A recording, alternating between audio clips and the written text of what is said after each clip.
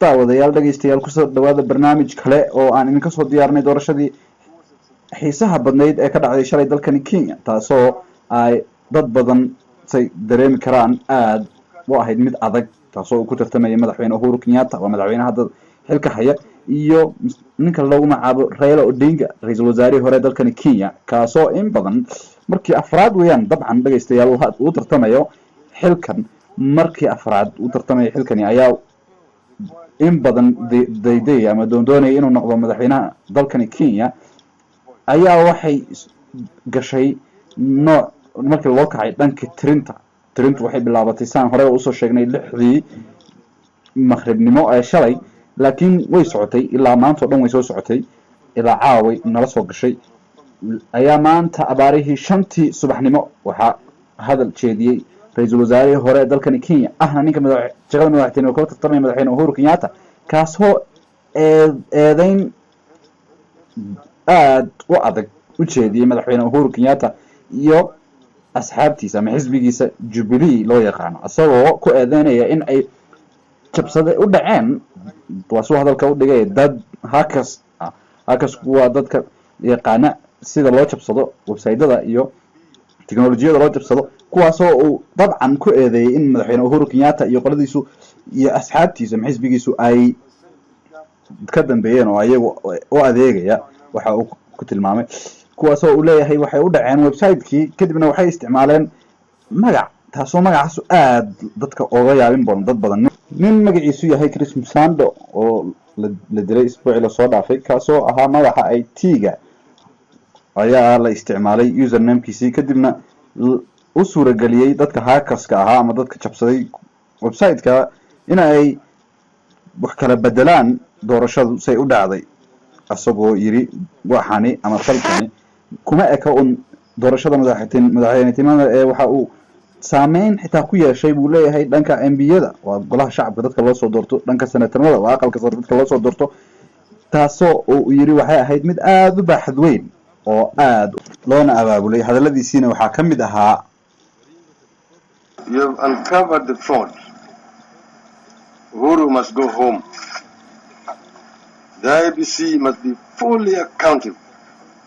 The will of the people. waa min marahadaabintii Uhuru waa inuu tagaa rabitaanka shacabka lama joojin karo IBC waa in lala xisaabtamaa hadaladaas iyo hadallo kulul oo badan ayuu yiri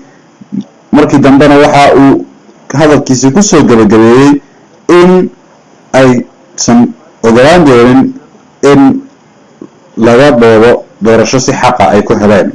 dhanka kale afayeen u hadlay IEBC da waa guddiga doorashada dalka Kenya ayaa waxa uu ku sheegay in wax war ah aysan ka helin dhanka asxaabtan NASA kuwaas oo eedeyntan soo jeediyay waxaanu yiraahdaa wax aan ka warhayno oo ogaal ah oo aan ognahay in loo dhacay ama la jabsaday website-kana ma jiro laakiin wax si toos ah oo rasmi ah nala soo xiriirayna ma jiro laakiin anagu intaan ognahay noo shaqeynayaan systemkii ama noocan ku shaqeynayaan noo shaqeynaya wax dhiban ma ogin maxaa marka arrinta xisaare waxa aad arkayso waxay tahay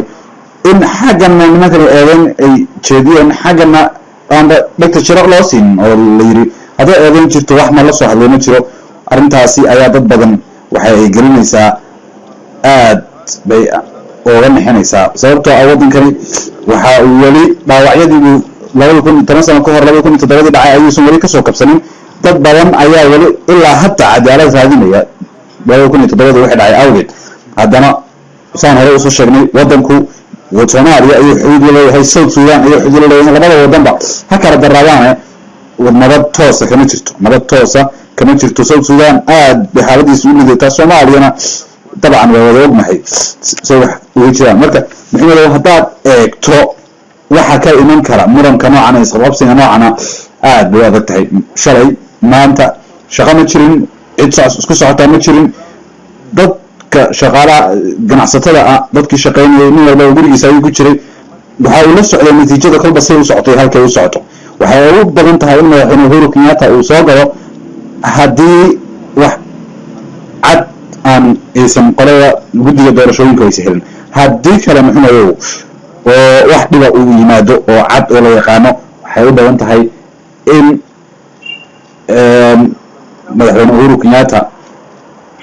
maxkamadda loola tiigsado oo sidii laan hore u soo aragnay 2013 madaxweyne Uhuru ninkan hadda madaxweyne Uhuru Kenyatta markuu talada ku guuleystay ninkan hadda la tartamaya maxkamadda ayaa la aaday ilaa maxkamadda u sareysa waxa Supreme Court kale yaqaan maxkamadda u sareysa ee dalka ku taala taasoo sababtay go'aansay in madaxweyne Uhuru Kenyatta uu si xaq ah uu ku hantiyay kursiga madaxweynenimada haddii halkaas loo kaco iyadu waa yaqaan laakiin dadka indha ama ka warhaya wadankan siyaasadiisa ayaa waxay ka cabsi qabaan in maxkamad iyo sharci aan loo kicin oo qalalaase iyo dhaco waxyaabo yaryar qalalaase yaryar la sheegay inay ka dhaceen qaybo kamid ah dalka khaasatan meelaha uu ku leeyahay taageerada ninkan wasaaraha hore dalkan ninkan Raila Odinga leeyahay laakiin hadda wadanka intiisa badan aad buu amni u yahay nabadu way aad u sareysaa dadku xoogaa dareena waa jira laakiin hadda wax qalalaasa iyo wax dhibatoona ma jiro booliska ayaa aad u jooga dalka gudihiisa meel walba aad u ilaalinayaan amniga aad u sugayaan laakiin isku dhaqdhaqaaq aad u yahay haddana cabsida ayada ay jirto oo waxa aad looga sii cabsi qabaa in bikan ugu baaqo taageerayaashiisa inay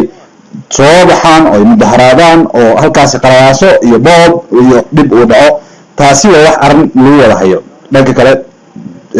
wararka aynu hayno dhanka Soomaalida waa barnaamijka ayaan ku soo qaadan doonaa ayaa hadda mar dhow soo dhacaya maadaama doorashada nooca ahayd oo madaxweynenimada in marka hore lagu la saaro focuska oo inta badan aad loo laakiin waan soo sheegi doonaa wararkii ugu dambeeyay ee dhanka Soomaalida Mandera Garissa iyo Wajeer Nairobi iyadu waa sidee Yusuf Xasan ma soo noqon doona wararkaas iyo warar xiiso leh barnaamijka soo socda nagala soco ee aan ku eegi doono doorashada dalkan Kenya waad mahadsantiin salaamu alaykum waraxmatullaahi wabarakaatuh waad ku mahadsantiin daawashadiina aad daawateen videogan daawadayaal fadlan like share subscribe si aad noogu xidhnaato oo waraysi wararkii ugu dambeeyay ee doorashada dalkan Kenya salaamu alaykum waraxmatullaahi wabarakaatuh